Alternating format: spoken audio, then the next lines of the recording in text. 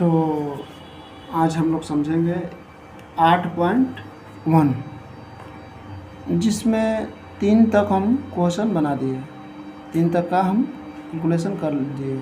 अब इसके बाद में हम 4 नंबर क्वेश्चन को ध्यान देंगे। तो सबसे पहले यहाँ पर हम जानेंगे यानी सॉल्यूशन होगा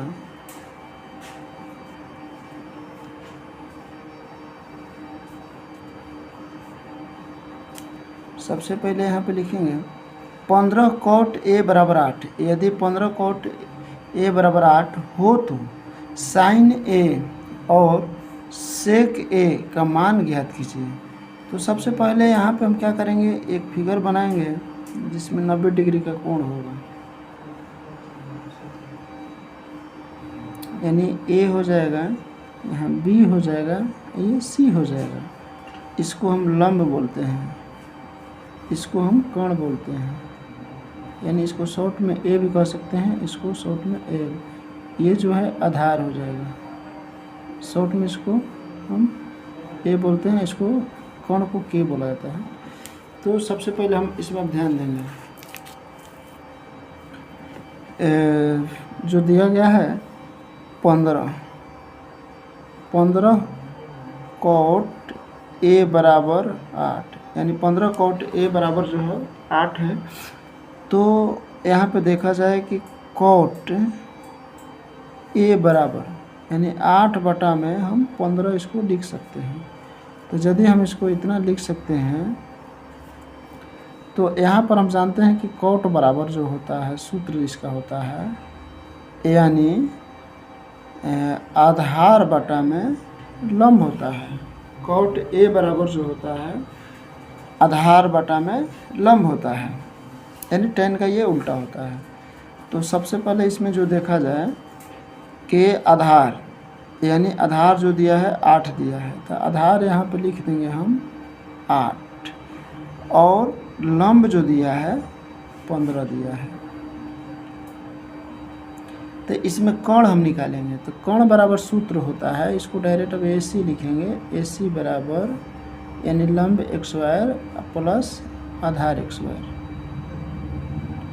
इसको इस तरीक़ा से करेंगे लंब x², तो लंब के जगह पे जो है 15 दिया है, यानी 15 का x² प्लस आधार, तो आधार जो दिया है 8 का x² हो जाएगा, यानी बराबर। इसको जो है 15 का हम यदि 2 बार गुणा करते हैं तो 225 होता है, प्लस इसको 8 को 2 बार करते हैं तो 64 होता है। अब इसको जो है 5 4 9 हो जाएगा, 6 2 8 8 6 2 8 हो जाएगा, और ये 2 हो जाएगा। अगर इसका यदि हम लघुत्तम निकालेंगे तो इसमें का लघुत्तम बोल रहे हैं इसका, यानी वर्गमूल यदि निकालते हैं तो ये 17 हो जाएगा। इसका यदि वर्गमूल निकालिएगा तो 17 हो जाएगा। अगर लघुत्तम दृष्टि से भी देखिएगा तो इस तरीके से ऐसे कर सकते हैं, इसको इस तरीके से लीजिएगा तो 17 से लघुत्तम विधि से भी कीजिएगा तो 17 से करते हैं तो भाग यहाँ करना पड़ेगा 200, यानी 17 से एक बार में तो हो जाएगा 1 1 7 49 के 9 और 7 4 11, यानी कट गया, यानी ये जो है 17 होगा। अगर लघुत्तम विधि से भी बनाएंगे तो यहाँ पर 17, तो जब 2 को 17 रहता है तो उसको हम a को लिखते हैं, तो यहाँ पे ये जो है 17 हो गया। तब यहाँ पे जो कर्ण जो है कर्ण के जगह पर हम 17 दे देंगे। अब इसमें पूछा जा रहा है कि sin a का मान ज्ञात करना है। तो sin a बराबर जो होगा, sin a बराबर जो होता है, तो इसमें जो है sin बराबर यानी लंब बटा में कोण होता है। तो लंब जो है यहाँ पे दिया गया है, लंब जो है 15 है, तो यहाँ पे जो है हम 15 लिख लेंगे। कोण जो दिया है यहाँ पे जो है 17 दिया है, यहाँ पे हम 17 लिख लेंगे, 17 ही हो जाएगा, ये आंसर होगा। फिर इसके बाद में पूछ रहा है सेक ए, यानी जो पूछ रहा है सेक ए का मान ज्ञात करें, तो सेक ए बराबर वही सूत्र होगा, यानी सेक ए बराबर हो जाएगा, यानी इसका होता है कर्ण बटा में आधार होता है। तो कर्ण के जगह पे हम देखेंगे तो यहाँ पे जो है कर्ण के जगह पर भी 17 दिया है, तो यहाँ पे हम 17 लिख लेंगे, 17 हो जाएगा। अब बटा में आधार, तो देखिए आधार जो है इसमें जो दिया है आधार 8 दिया है, तो यहाँ पे जो है हम 8 लिख लेंगे, ये आंसर है। ये जो है क्वेश्चन समाप्त। यानी अब जो है क्वेश्चन नंबर हम 5 को ध्यान में रखें, यानी 5 नंबर क्वेश्चन को हम हल करेंगे। यानी 5 नंबर जो क्वेश्चन है सॉल्यूशन लिखेंगे।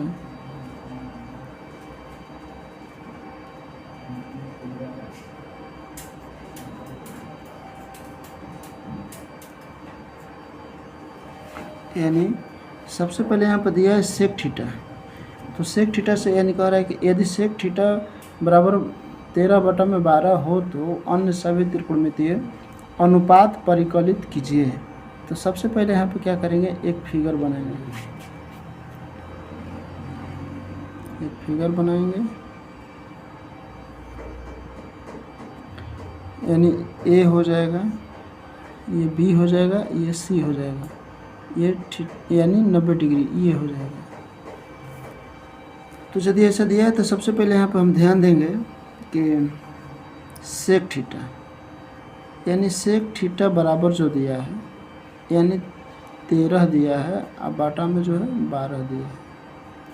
तो हम यहाँ पर जानेंगे कि सेक थीटा बराबर होता है कर्ण बटा में आधार, कर्ण बटा में आधार, यानी ये कर्ण हो जाएगा, ये लंब हो जाएगा, ये आधार हो जाएगा। तो कर्ण दिया है जो 13, आधार जो दिया है 12, तो लंब निकालेंगे। तो लंब निकालने के लिए यानी BC निकालेंगे लंब, तो ये हो जाएगा AC x² minus AB x²। तो सबसे पहले जो है AC जो दिया है 13 का x² कर देंगे, माइनस AB जो दिया है यानी 12 का x² कर देंगे। तो 13 का यदि हम 2 बार गुणा करते हैं तो 169 हो जाएगा, और ये 144 हो जाएगा।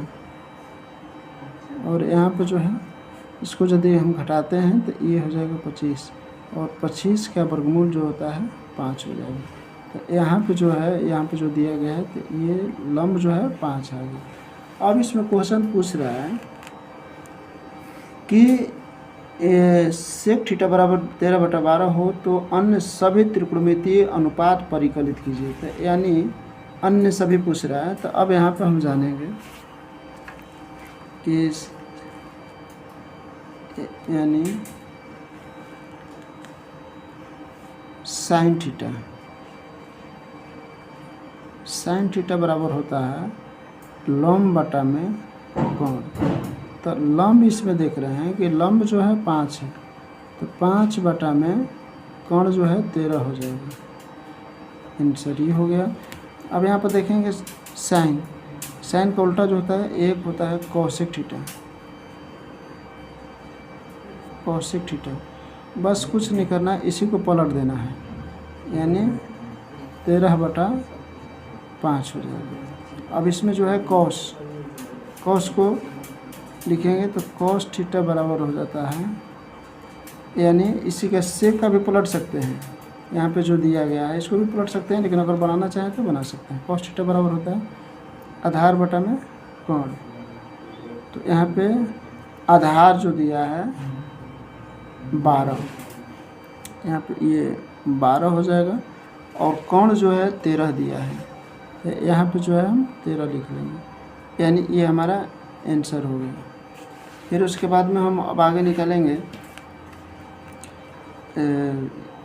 साइन कोस हो गया। अब यहाँ पे एक tan निकालेंगे, तो tan थीटा बराबर जो होता है लंब बटा में आधार होता है।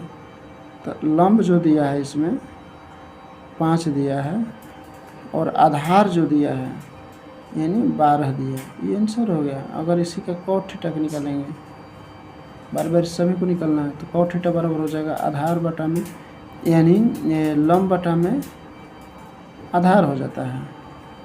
यानी लंब बटा में आधार जो है ये tan थीटा का होता है। यानी इसका एक ट्रिक होता है लाल काका में, तो ये आधार हो जाएगा, ये जो है लंब हो जाएगा। इसका एक ट्रिक होता है, यानी बता देते हैं लाल बटा में काका। इसका मतलब लंब हो जाता है। ये कौन है?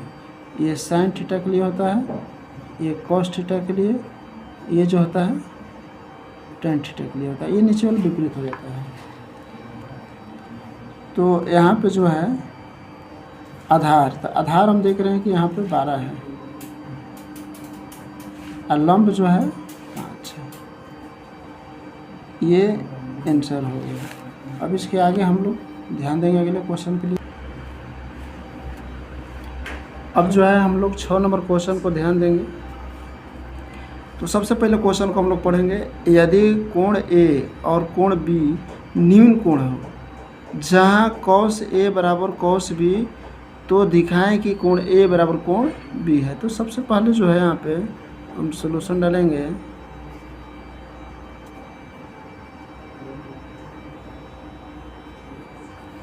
यानी यहाँ पे एक त्रिभुज बनाएंगे,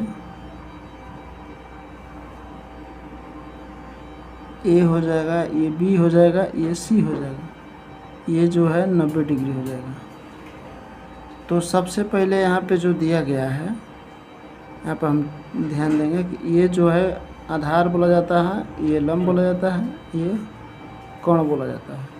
कह रहा है कि यदि cos A और कोण B यानी कोण A और कोण B न्यून कोण हो, यानी न्यून कोण है, तो यहाँ पर लिखेंगे हो। तो जहाँ इतना आपको दिया गया है cos A बराबर cos B दिया गया है, हमें दिखाना है कि कोण A बराबर कोण B होता है। यानी कोण A और कोण B ये जो है बराबर होता है।